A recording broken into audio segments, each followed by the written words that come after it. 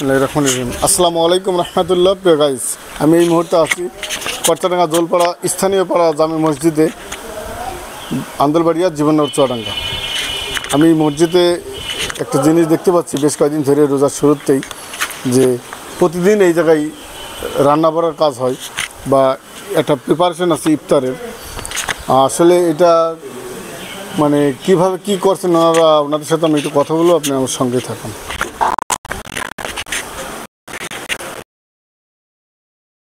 আসসালামু আলাইকুম রাহমাতুল্লাহ। ওয়ালাইকুম আসসালাম রাহমাতুল্লাহি ওয়া বারাকাতুহু। ভালো আছেন? আলহামদুলিল্লাহ। মসজিদে যে ইফতার, এটা তো ইফতার রেডি করছেন তাই না? জি জি জি। আপনার এটা কি প্রতিদিনই মসজিদে করছেন? এক মাস যাবত মসজিদের ইফতারি এবং সেই জন্য কিভাবে কি করলেন একটু বলেন। এটা মহল্লাবাসী টাকা দিয়েছে মসজিদে, এই মহল্লাবাসীর জন্যই ইফতারি তৈরি করা হয়। প্রত্যেক দিনে 100-200 লোকের আয়োজন প্রত্যেক দিন করা হয়।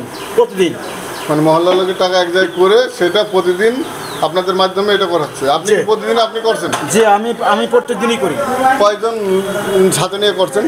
আমরা আছে 5-7 জন ছেলেপিলে আছে আমার সাথে, মহল্লাবাসীর ছেলেপিলে। নিজ উদ্যোগেই মানে স্বেচ্ছায় করছে? হ্যাঁ, যার স্বেচ্ছা সেই। তাদের তো আর কোনো বেতন দেওয়া লাগবে না? না, কারোর বেতন দেওয়া লাগে না।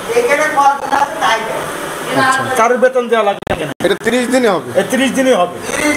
তো প্রতিদিন আপনার কতজন লোক হয়? প্রতিদিন আগে প্রথম 4-5 রোজা 200 উপরে গেছে, 200-250 উপরে হয়েছে। আবার এখন আস্তে কমছে, কমছে 2-4-10 জন করে 5 জন করে ডেলি কমতে দিকে আসছে। লোক যত এসে আপনাদের তো ইফতার দিয়ে নিয়ে সমস্যা না? না, কোনো ইফতার দিয়ে সমস্যা নাই। এরকম যদি 5,000 লোক হয় তবে ইনশাল্লাহ আমার রেডি আছে।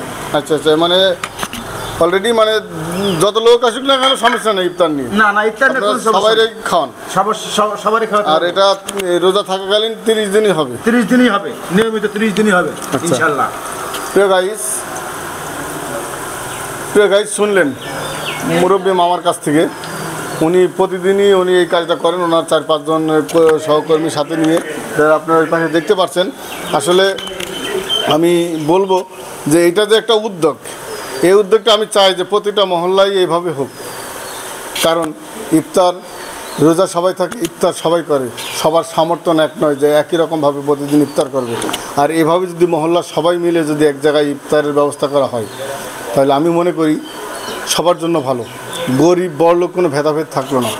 আমি দোয়া করব যে মহল্লায় মাহে রমজানের উপলক্ষে ইফতারের আয়োজন করা হয় না, আমি অনুরোধ করব আপনারা চেষ্টা করবেন এই ধরনের কার্যক্রম দেখে, বা আপনারা এখান থেকে একটা শিক্ষা নেবেন যে আপনাদের মহল্লায় এটা করা উচিত। আমি মনে করি এটা জন্য অবশ্যই ভালো একটা উদ্যোগ এবং ভালো একটা কাজ। আজ এই পর্যন্তই। ভালো থাকবেন, সুস্থ থাকবেন, সমাজ টিভির সাথে থাকবেন। আল্লাহ হাফেজ।